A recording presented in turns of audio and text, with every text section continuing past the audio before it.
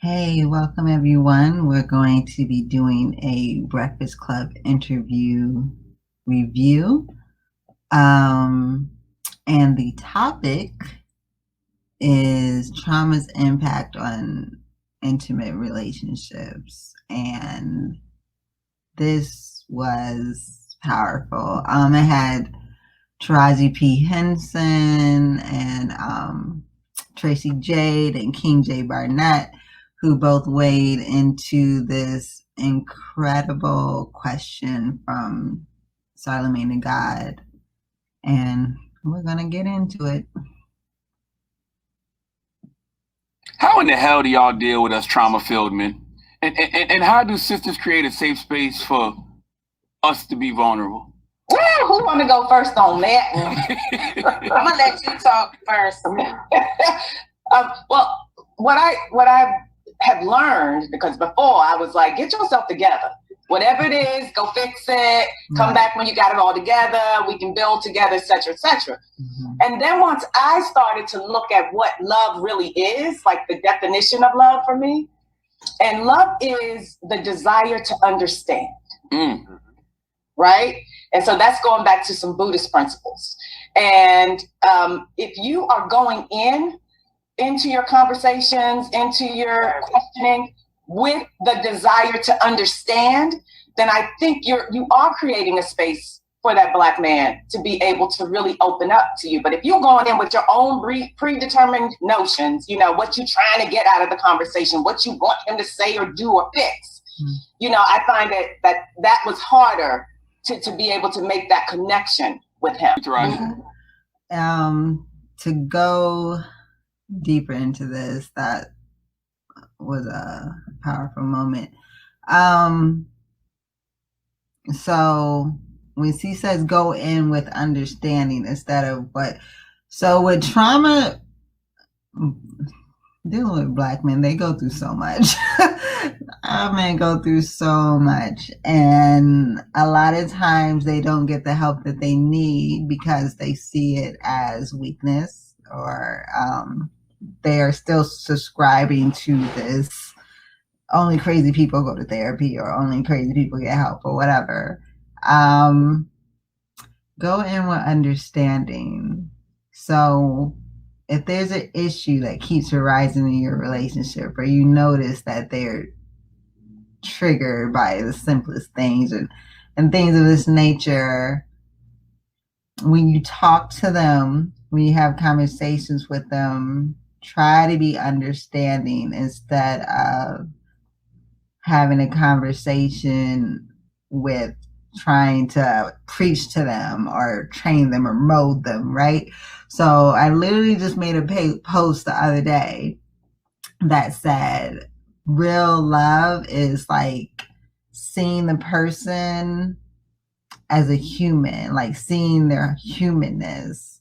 So it's like you're seeing their flaws, you're seeing their mistakes, and you still love them anyway. And there's two sides to this coin, right? So for me, yes, accept the imperfections as long as whatever that's imperfect isn't traumatizing to you, as long as their actions don't traumatize you.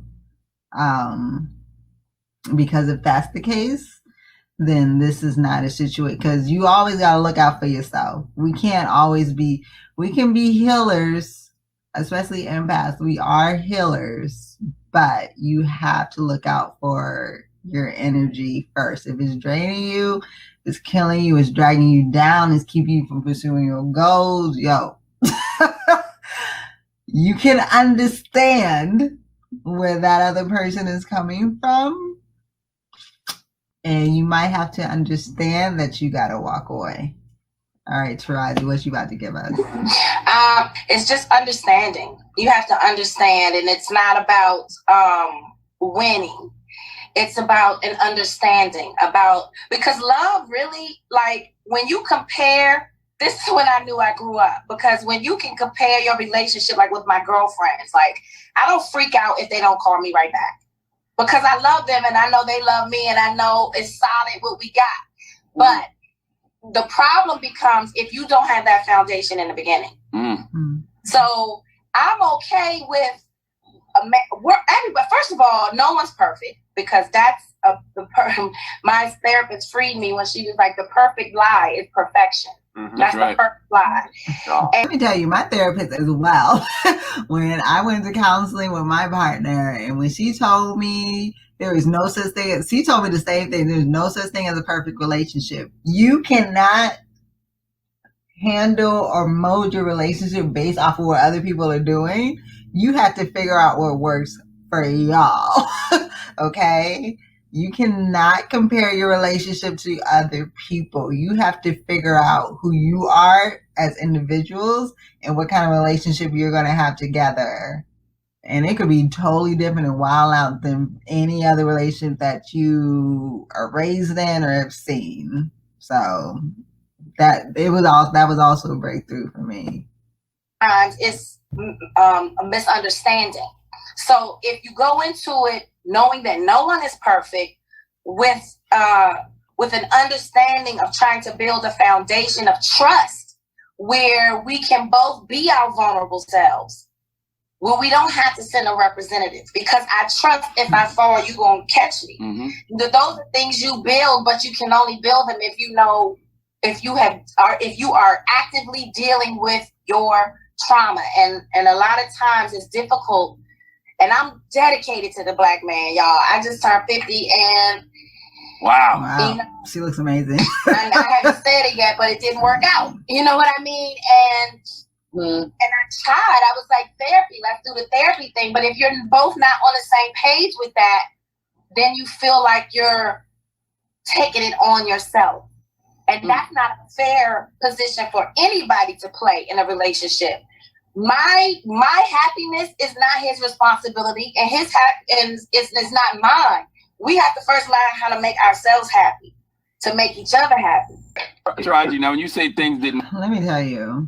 So that part where she's speaking about you have to make yourself happy first, that is something I learned years ago when Jada Pickett Smith was first doing her Red Table Talks with her daughter. It was just her and her daughter. That was it. And she did this video where she talked about being a wife and being a mother and how she was putting the responsibility of her happiness on her husband and her children instead of on herself. And she kept feeling empty. It kept feeling upset and depressed and, not enough. And it was because she was trying to get from them happiness and fulfillment, not realizing that's an inside job. And when she flipped that shit and focused on her happiness first and fulfilling herself first, and then having her kids and her husband as an add-on, that's when she realized that it all came together. Because if mama ain't happy, ain't nobody happy. That's exactly what she said. If mama ain't happy, ain't nobody happy, right? So Taraji, I completely agree with her on this, and I totally understand where she's coming from, because Black men, it is so hard to get y'all help. And it is starting to become more normalized, therapy and help for Black men. And I understand that you feel you have to be strong and you might feel that it's a weakness, but look, you both have to individually work on yourselves first and then come together as a unit or work together. And that's when it's so powerful. And actually, they were saying this is when she first publicly said that her engagement broke off. Workout. Did y'all try to make it work? I'm not going into that. Okay.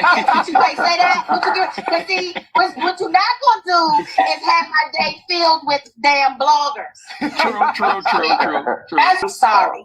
Yeah, I'm at the point where I don't think a house divided can stand. If I'm on a journey of healing and you not, I don't think it's gonna work. You it's gotta heal not together. ever going to work, because what's going to happen is you're going to find yourself growing, right? And that person isn't, because they're not doing the work. So naturally, you're going to grow apart. That's the natural progression of things, and you're going to grow apart. And this is the issue that we have in relationships, because you become trauma buddies. And so it's trauma bonding. Ooh. And a lot of the trauma bonding. The trauma is holding the relationship together. And as you said, Charlamagne, and that's the challenge.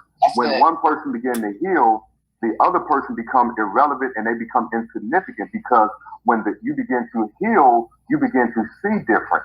And now you're no longer seeing from a trauma lens. You're now seeing from a heal lens. Mm-hmm. And you're right, Taraji, and if two people are not connected, whenever I'm talking to couples, I say, listen, you both have to be committed to this journey, and you have to be committed to this process, because healing is a process. And in so many cases, you have two half people coming together and they're creating a whole mess. And so I'm bringing my trauma, you bringing your trauma, and we create this traumatic experience in the relationship. And it's hard to even differentiate what is healthy and what does healthy look like, even when a healed person shows up. Yo, okay. So I'm trying to debate with myself how transparent I'm gonna be right now. But so for me, and my partner that I was with, like, we lost 2 babies, right? And for a while we were trauma buddies. Like, we anniversaries of the baby's death, like, we was in it, we was depressed, like, we was riding this wave together, like, you know what I'm saying? And I got to the point where I no longer wanted to be in it like that. I wanted to handle that grief differently, and he didn't. So it kind of makes things go apart. Like he was saying, you start losing the value of why that person is there, because you're trying to grow, you're trying to become this other person and see things in a different light, and this person is still stuck. And for a while it's trying to be understanding, but it's like that weighs you down. Their trauma weighs you down if you're both not handling it the same way, you're both not receiving help the same way. So